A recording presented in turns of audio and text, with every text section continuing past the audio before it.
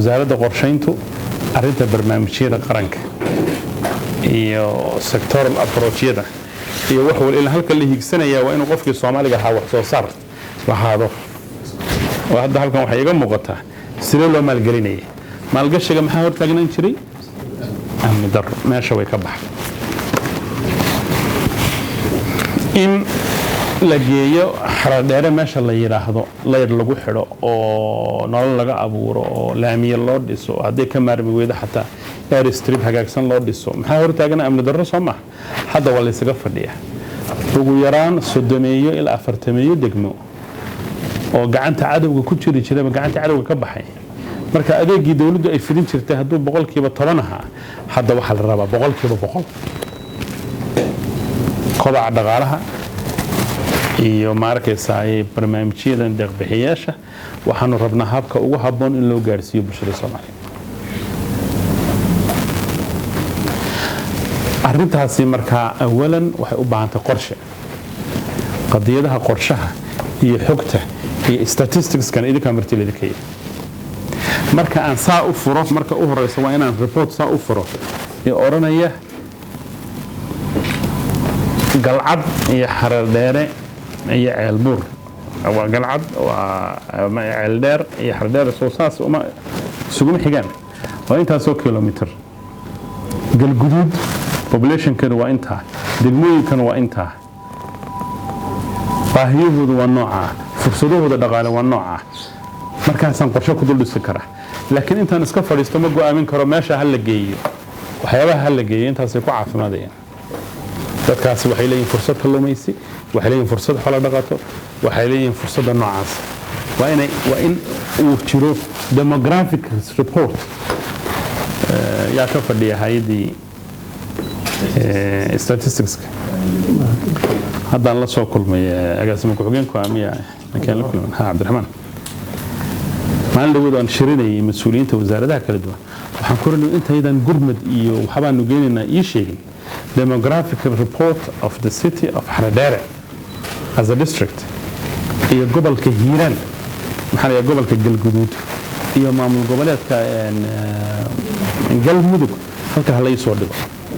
أنت 2 مليون قبل كاس وأنت دقيمة وأنت وحكونال أنت سوكنا ظروفها سيكونوا لين فرصته دغلا والنوعة وضرورة سلاجة ماشي إنه كفافان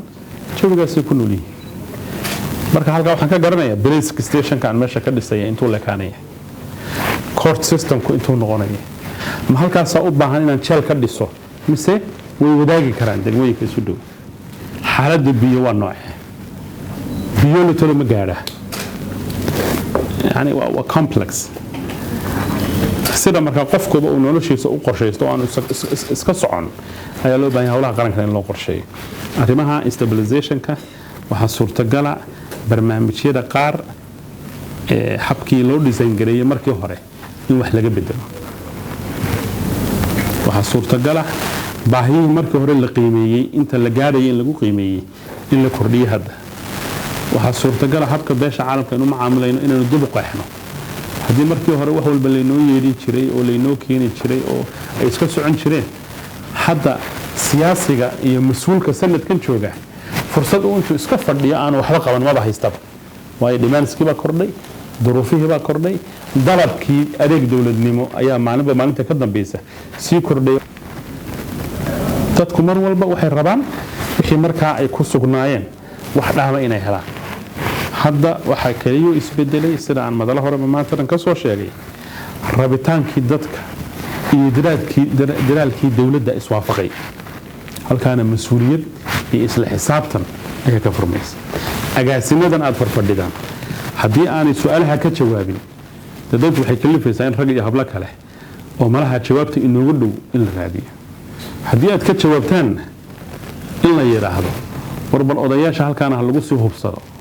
هنا سيه جميع إصلاح حسابتك كل كسوق دلنا